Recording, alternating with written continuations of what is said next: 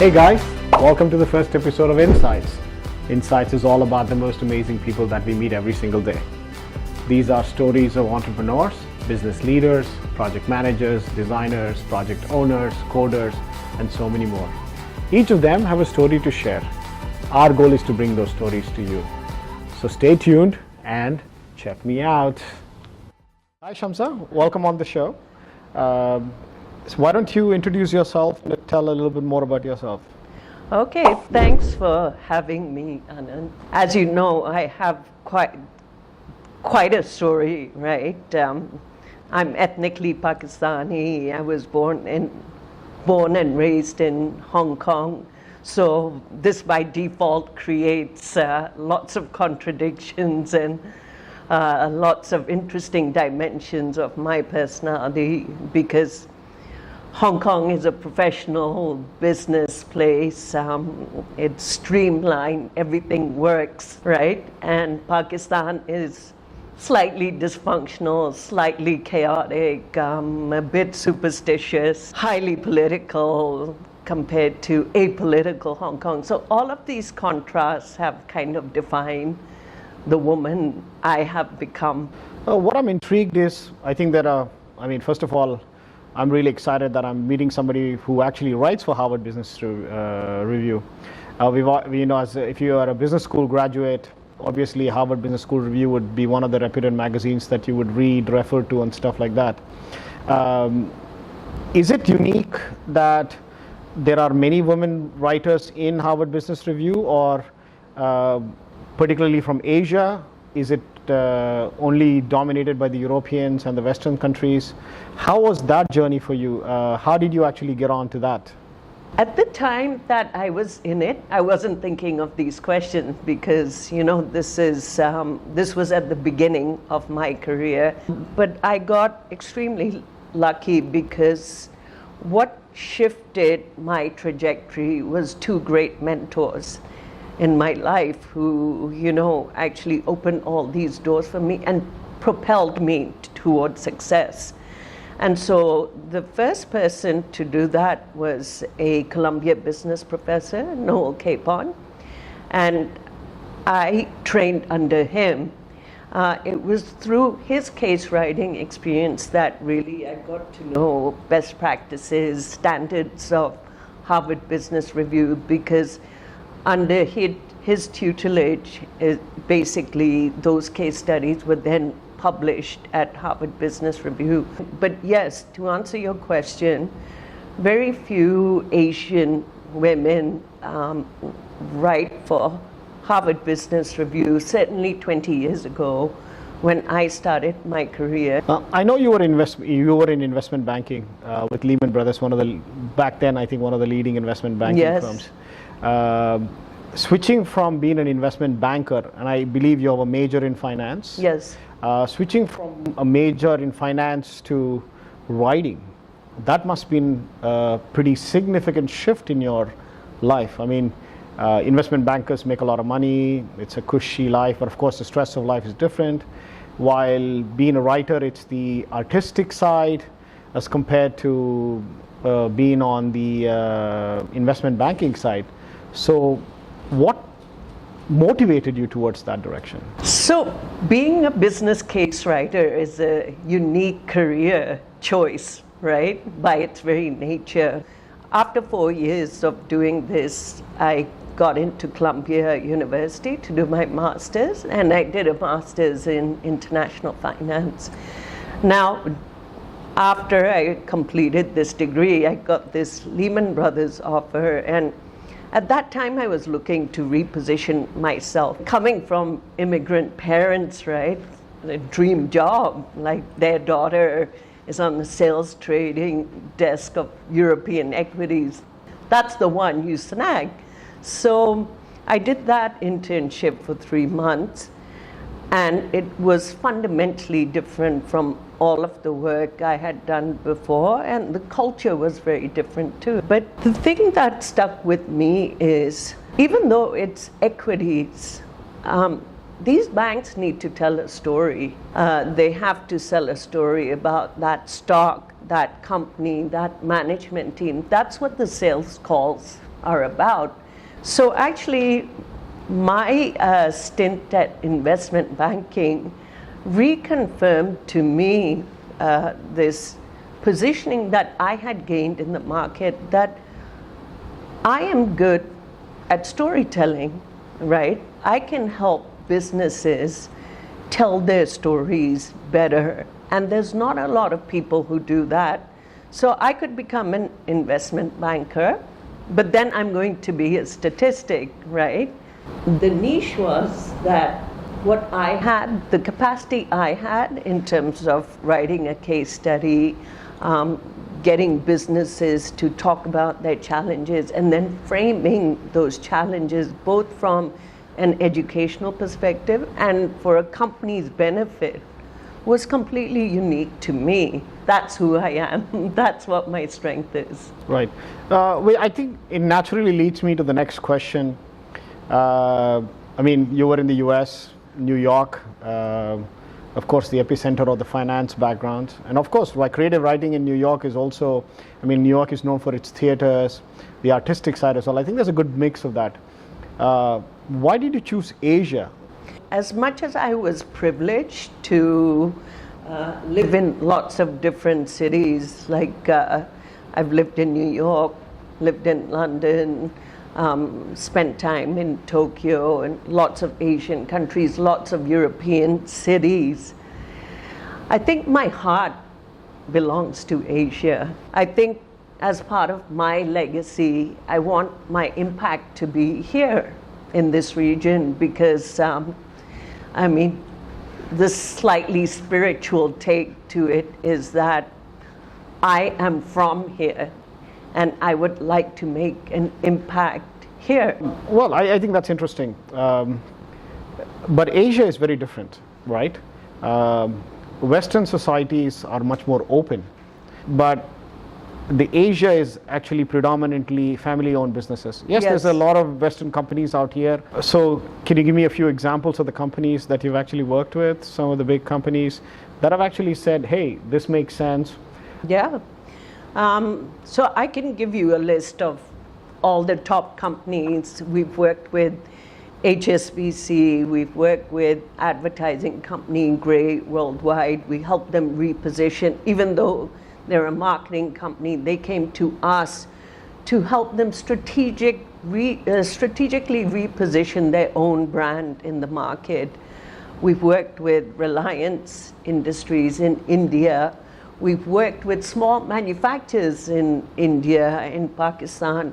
We've worked with social NGOs which want to make a social impact. They measure their goals through, impact on humanity and shifting behaviors. So we've worked with the Puppet Company, for example, in Bangladesh, which teaches, gives sexual education through puppetry, right? So, I mean, we've worked with some of the biggest CEOs.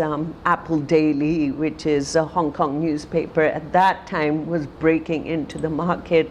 So Jimmy Lai, who at that time was a notorious character, came to us and said, help me do this. I need to, I want to break this cartel, which is the Hong Kong newspaper industry.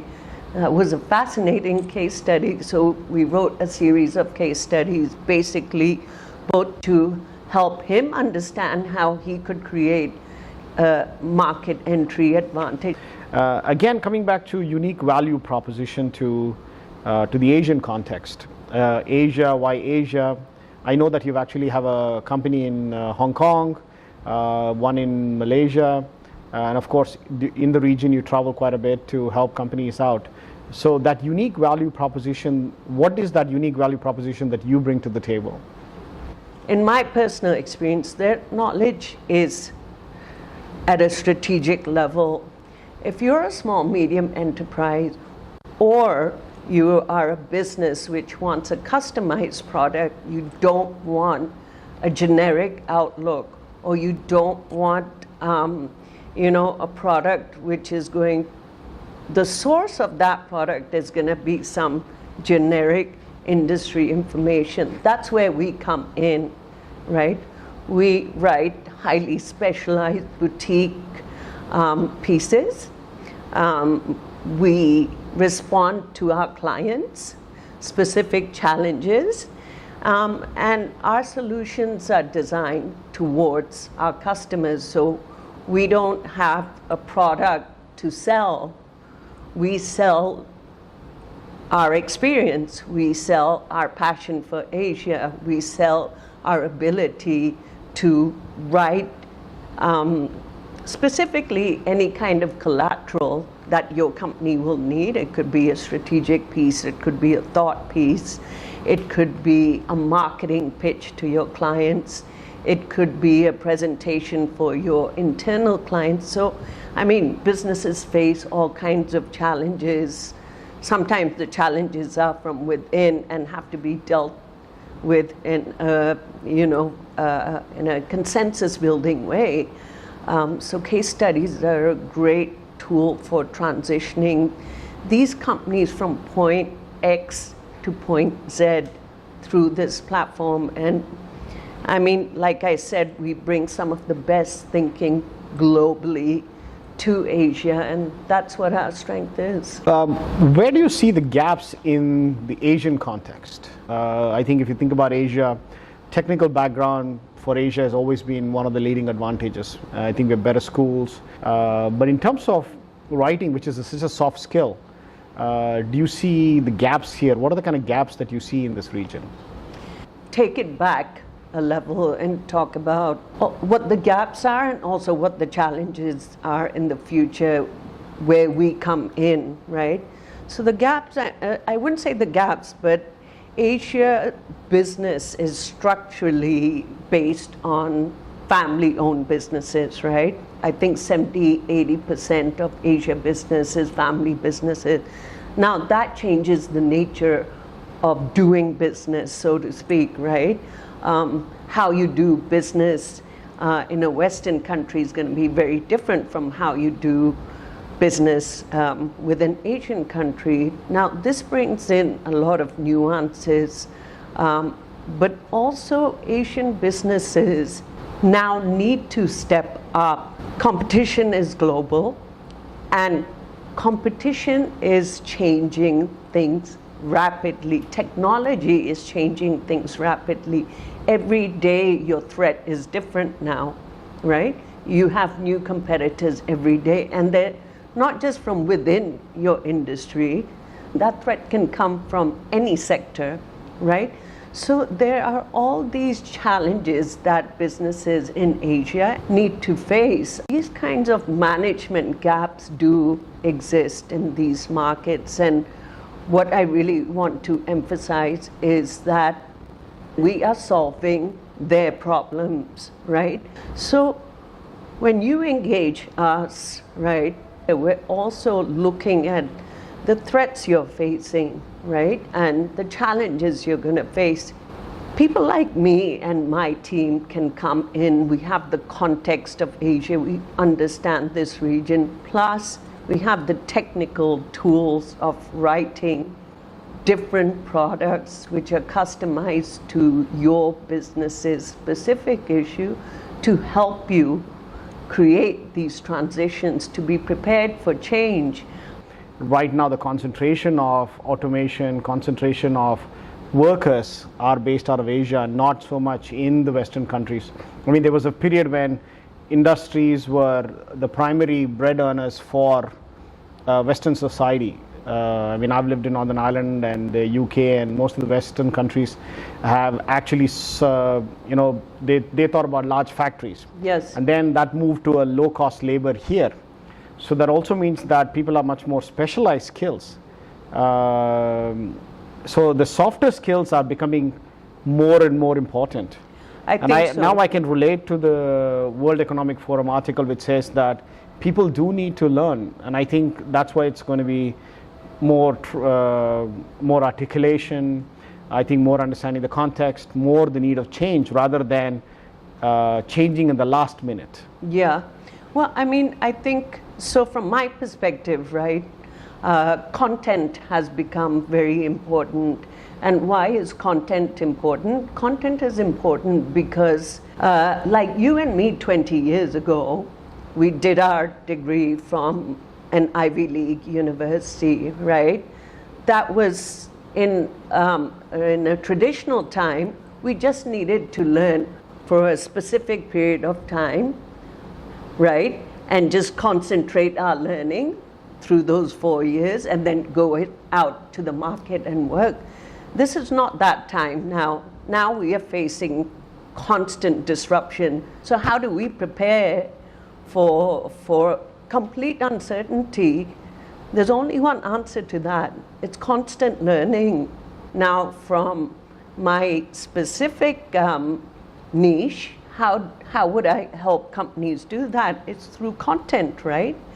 It's through content, it's through tools which will enable you to position yourself in a way that you can face this uncertainty, to position your company to face all of these changes which are not coming, which are happening right now. Whatever you think your industry is today might not exist next year.